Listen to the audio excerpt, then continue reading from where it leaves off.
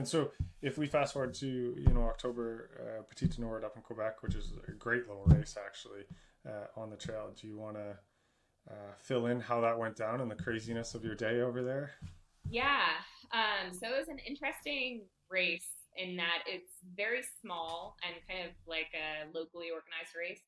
And so my only experience in the marathon and even smaller races had really up until that point been New York City racing. And New York City racing, you got a lot of runners nearby. Even the small races, they're pretty packed. So this was the first race that I had run that I really had a lot of like elbow room and I didn't have to kind of grease up, which Yeah. was great because it was kind of this freeing experience, but simultaneously it was really nerve wracking to not have folks to kind of cling on to or always have a body in sight. When I kind of started the run, I honestly I didn't feel great. I remember saying to myself like just kind of hang on, this can change, right? And I know that that was something that we had talked about a lot through a lot of my workouts. And, something that I practice a lot in my training cycle was like, if you're having a bad minute or a bad mile or a bad moment, like give yourself the mental opportunity to recognize that it can change. And so I kind of locked into that thought of like, maybe you don't feel great, but that could go away.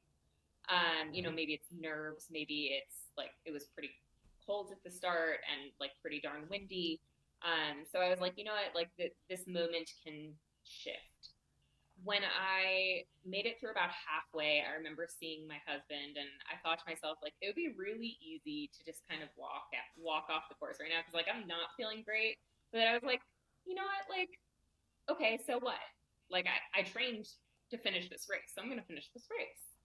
So I continued to kind of make my way, and I kind of learned a couple of things about myself in terms of like racing style. Like I think I really like a lot of like the adrenaline and having people kind of cheer in my face. And we had talked a little bit about that later. Maybe that would have been not great for me because I could have blown up if I had people really Mhm. cheering. So it's hard to know, but as I progressed throughout the race, I will say like the feeling started to kind of fade of like I'm not feeling good, and then it was like now I'm just settling, right? Like I'm settling, I'm comfortable.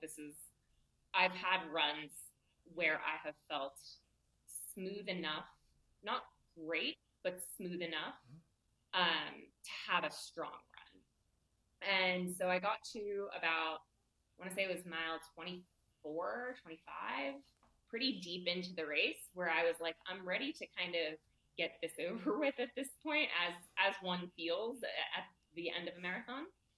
And I think it was maybe at like kilometer 39 because everything was marked in kilometers. Yeah. And I saw a runner go down, and it had started to heat up a lot like much later in the day. So I saw a runner kind of start to wobble, and then he went down on his hands, and I was like, "There's no one around. I've got to help this guy." So my legs are starting to shake because I'm now 24 miles into a race. And when you stop, and this particular course has a little, tiny little bit of a decline in the latter half. And so when you stop, your quads are kind of just starting to cramp up. And so I stopped and I sat him down. I said, "Are you okay?"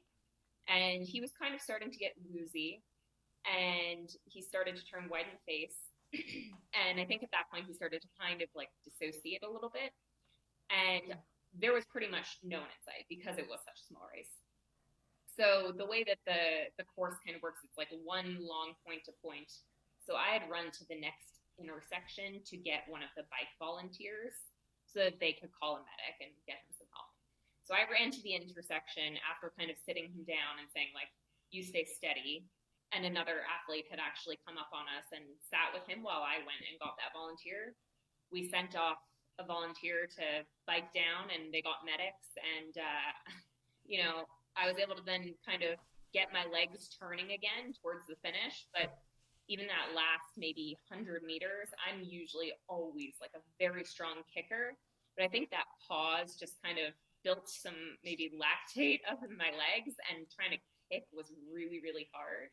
But I made it through the line and ran a phenomenal time compared to Yeah. what I was expecting to run at, especially after having stopped and feeling my legs kind of freeze up like that. And saw my friend at the finish line there. Yeah, I mean, it's fantastic. I still remember texting you after that because I was tracking you all day, and then texting me like, "Oh my god, that was amazing!" And you were like, "Just wait," and then you like told me the whole story. I was like, "Oh my god, this girl crushed it!" So, no, it was a phenomenal day, and you know, I was so glad for you to have that experience. Like, you know, basically, it was almost a year to the day. I think it would have been 50 weeks, 51 weeks, kind of thing, since the fracture, and so I was so happy for you to have that experience because it's hard coming back from that stuff. Like, it really is, and so kudos to you.